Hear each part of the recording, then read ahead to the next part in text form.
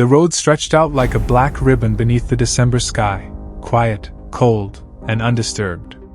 On Lake Herman Road, the only sounds were the rustling of dry winter leaves and the occasional chirp of distant crickets. It was the kind of stillness that should bring comfort.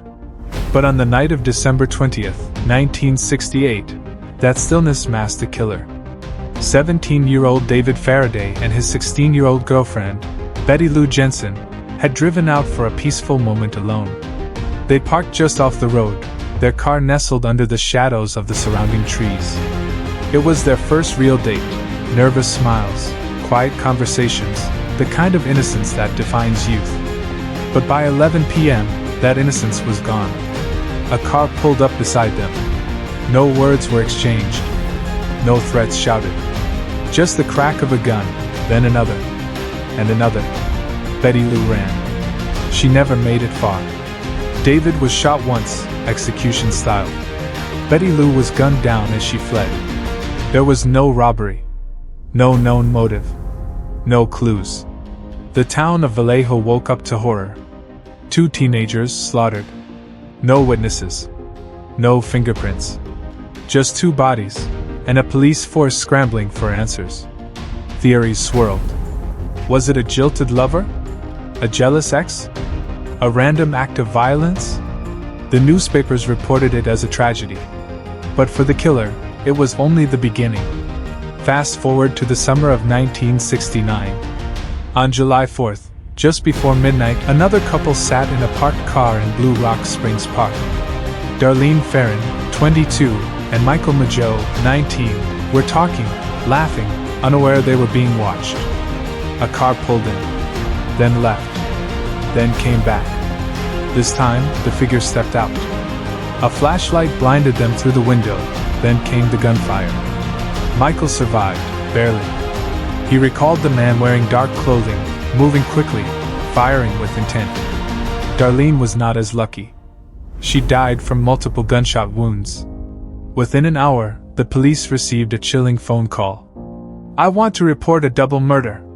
If you go 1 mile east on Columbus Parkway to the public park, you'll find the kids in a brown car. They were shot with a 9mm Luger. I also killed those kids last year. Goodbye." The voice was calm. Measured. Cold. This wasn't random. It was orchestrated. In just 7 months, 3 lives were taken. One barely clung to life. A small Northern California community was thrown into fear, but the worst part was this: the killer wasn't hiding. He was watching, calculating, taunting, and he was just getting started. 1 mile east on Columbus Parkway to the public park, you'll find the kids in a brown car. They were shot with a 9mm Luger. I also killed those kids last year. Goodbye. The voice was calm. Measured. Cold. This wasn't random. It was orchestrated. In just 7 months, 3 lives were taken. One barely clung to life. A small Northern California community was thrown into fear, but the worst part was this: the killer wasn't hiding. He was watching, calculating, taunting, and he was just getting started. The killer escalated his game. In September 1969, he sent a letter threatening to pick off schoolchildren on buses. The police tightened security, and communities braced themselves. Every shadow seemed to conceal the Zodiac's next move. The killer's letters were not just messages, they were psychological warfare. They revealed a mind obsessed with control, manipulation, and infamy. Each new communication deepened the mystery, fueling speculation about his identity. Was he a disturbed loner? A cold-blooded psychopath? Someone hiding in plain sight? Despite massive police efforts, the Zodiac remained elusive.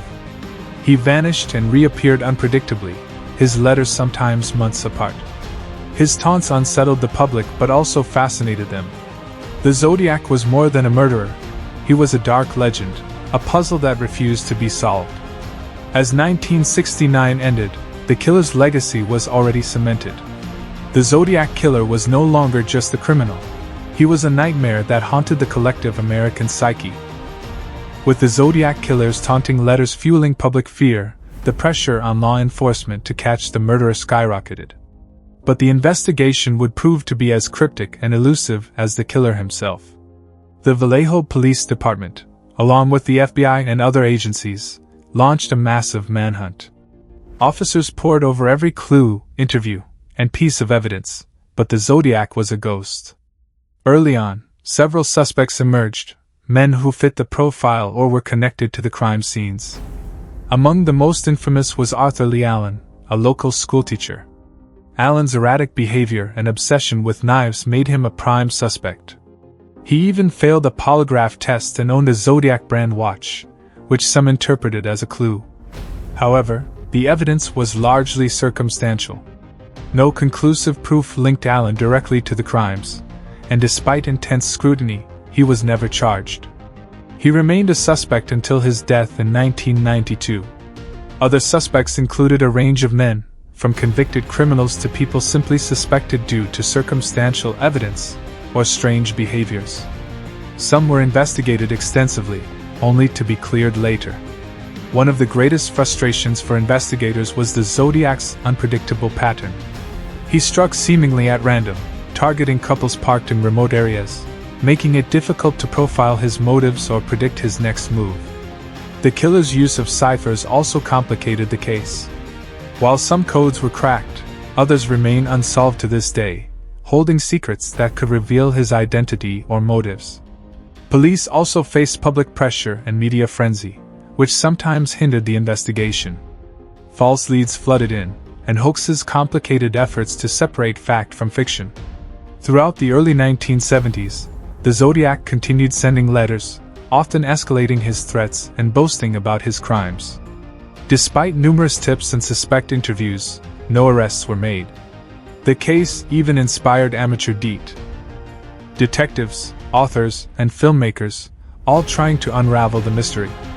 Books like Robert Graysmith's Zodiac brought renewed attention to the case, adding layers to the public's understanding and fascination. The investigation highlighted many challenges faced by law enforcement at the time. Forensic science was far less advanced than today. DNA analysis didn't exist, and many forensic techniques were still developing. This lack of technology meant critical evidence might have been overlooked or mishandled. The killer's ability to evade capture fed theories about his intelligence and meticulous planning. Over the years, the case has been reopened multiple times, with new suspects investigated and cold case teams attempting to apply modern techniques.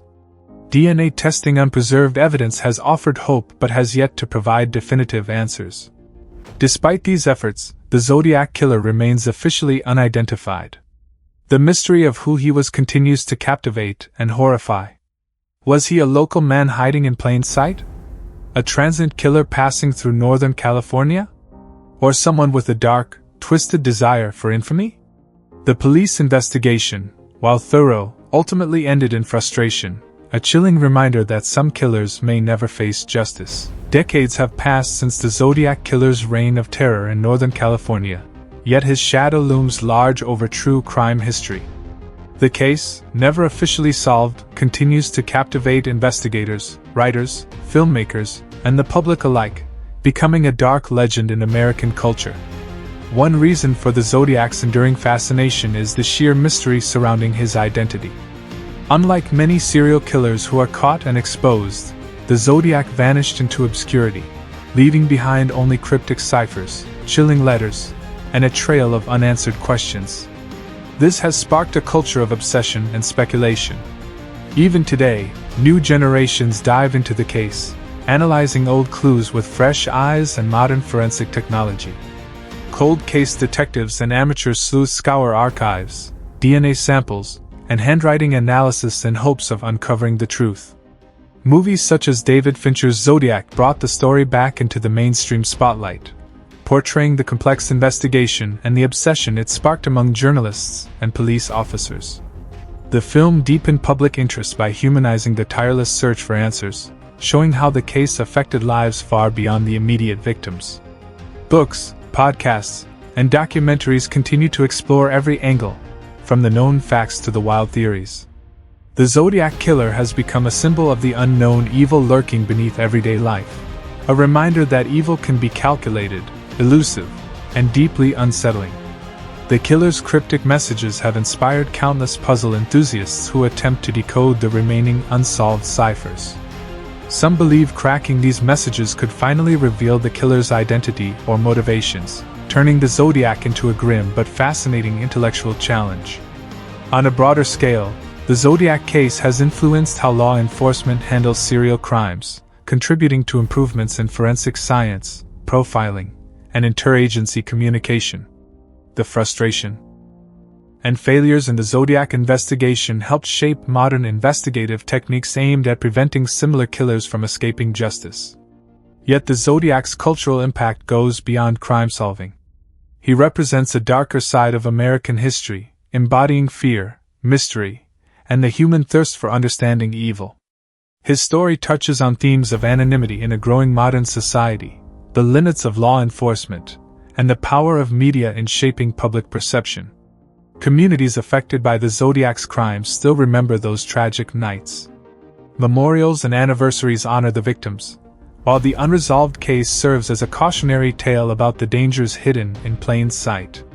Despite numerous suspects and tantalizing leads, no one has been definitively linked to the Zodiac Killer. The FBI and other agencies maintain the case as open but inactive, awaiting new evidence or breakthroughs. As the years turn into decades, the Zodiac Killer remains a chilling reminder that some mysteries refuse to be solved.